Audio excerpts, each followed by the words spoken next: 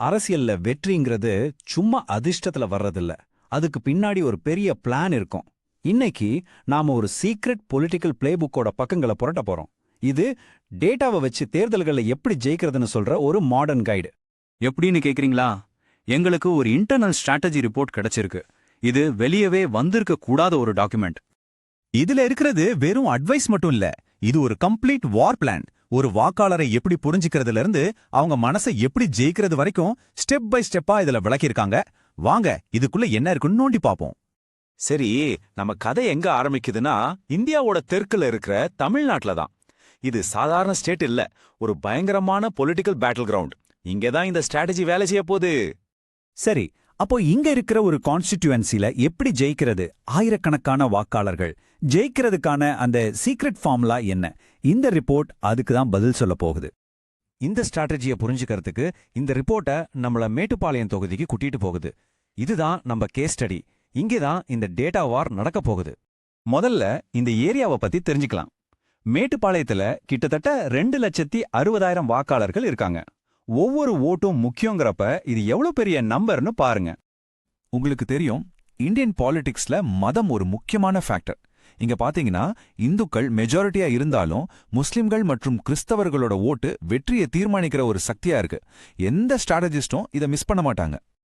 இன்னொரு முக்கியமான விஷயம் என்னன்னா, இந்த அர்பன் ரூரல் ஸ்பிளிட். சிட்டி மக்களோட தேவைகளும் கிராமத்து மக்களோட தேவைகளும் வேற வேற. சோ ஒரு நல்ல ஸ்ட்ராட்டஜினா 2 பேரையும் மனசுல வச்சுக்கணும். இப்போதான் இந்த அனாலிசிஸோட முக்கியமான கட்டத்துக்கு வரும். 2016ல இப்போ இருக்கிற எம்எல்ஏ ஒரு லேண்ட்ஸ்லைட் விக்டரி வாங்குறாரு. ஆனா 2021ல என்னாச்சு? நிலைமை தலைகீழ். ஜெயிக்கிறதுக்கும் தோக்கறதுக்கும் வித்தியாசம் வெறும் 2000 சொச்சம் ஓட்டு தான். இது ஒரு பெரிய வார்னிங் பெல். அப்போ இந்த வார்னிங் பெல்லுக்கு என்ன காரணம்? வாங்க இப்போ இருக்கிற எம்எல்ஏ ஏகே செல்வராஜ் பத்தின ரிப்போர்ட்டோட ஆழமான ஆய்வை பார்க்கலாம். ஒரு பக்கம் பார்த்தா அவர் ரொம்ப எக்ஸ்பீரியன்ஸ்டு சீனியர் லீடர். ஆனா இன்னொரு பக்கம் அவரோட பாப்புலாரிட்டி பயங்கரமா குறைஞ்சுகிட்டு வருது. மக்கள் நம்பிக்கை கம்மியா இருக்கு. இதுதான் அவர் ஃபேஸ் பண்ற பெரிய சேலஞ்ச். சமீபத்துல ஒரு பப்ளிக் மீட்டிங்ல எழுந்துரு நான் எம்எல்ஏ அப்படின்னு அவர் பேசினதா சொல்ற இந்த வார்த்தைகள் சோஷியல் மீடியாவில் காட்டுத்தீ மாதிரி பரவிடுச்சு. அவரோட இமேஜ்க்கு இது ஒரு பெரிய டேமேஜ். பாலிடிக்ஸ்ல ஒரு சின்ன தப்பு கூட எவ்வளோ பெரிய இம்பாக்ட் உருவாக்கும்னு இது ஒரு பெர்ஃபெக்ட் எக்ஸாம்பிள். சரி, இவ்ளோ சேலஞ்சஸ் இருக்கு, அப்புறம் எப்படி ஜெயிக்கிறது? அதுக்கு தான் இந்த ரிப்போர்ட் ஒரு ஸ்மார்ட்டான ஸ்ட்ராட்டஜியா சொல்லுது. அதுக்கு பேரு சதுர்முக கோட்பாடு. இது ஒரு 4 சைடட் அட்டாக் பிளான் மாதிரி. ஒன்னு, எதிரினியோட தப்பையெல்லாம் சொல்லி பயங்கரமா அட்டாக் பண்றது, அது சிவன். இன்னொன்னு, நாங்க தான் ஸ்டெபிலிட்டி எக்ஸ்பீரியன்ஸ்னு சொல்லி நம்பிக்கை கொடுக்கறது, அது விஷ்ணு. மூணாவது, புதுசா ஸ்கில் சென்டர்ஸ் மாதிரி விஷயங்களை சொல்லி யூத்தை கவர் பண்றது, அது பிரம்மா. நாலாவது, பாதிக்கப்பட்ட மக்களுக்கு நாங்க பாதுகாப்புன்னு சொல்றது, அது துர்கா. ஒரே நேரத்துல பலதரப்பட்ட வாக்காளர்களை கவர இது ஒரு பிரில்லியன்ட் ஸ்ட்ராட்டஜி. இந்த ஸ்ட்ராட்டஜி ஜெயிக்கணும்னா சில குறிப்பிட்ட சமூகங்களை டார்கெட் பண்ணணும்னு இந்த ரிப்போர்ட் சொல்லுது. விவசாயிகள், பிசினஸ் பண்றவங்க, பட்டியலின மக்கள், முஸ்லீம்கள், பெண்கள், அப்புறம் இளைஞர்கள். இவங்களோட ஓட்டு தான் வெற்றியோட சாவி. இவரும் டீப்பான அனாலிசிஸ்க்கு அப்புறம் இந்த ரிப்போர்ட்டோட ஃபைனல் வேர்டிக்ட் என்ன? டேட்டாவை வச்சு அது சொல்ற தீர்ப்பு என்ன?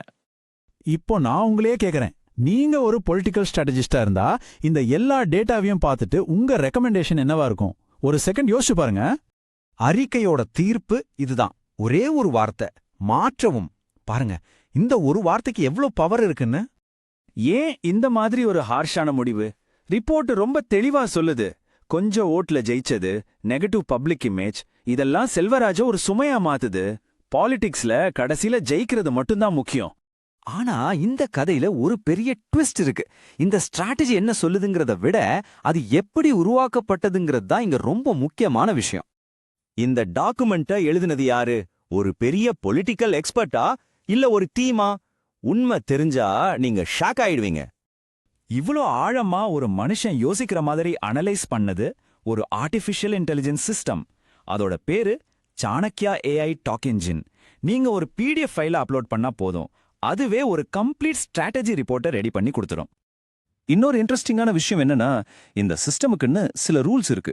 ஏஐ, மாடல், ப்ராம்ப்ட் இந்த மாதிரி வார்த்தைகளை யூஸ் பண்ணவே கூடாதுன்னு அது தனக்குத்தானே ஒரு ரூல் வச்சிருக்கு. ஏன் தெரியுமா?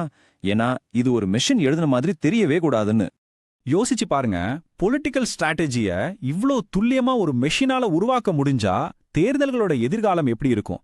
இது டெமோக்ரஸிக்கு நல்லதா இல்ல ஆபத்தா? இந்த கேள்வியோட உங்களை நான் இன்னைக்கு இங்க விடுறேன்.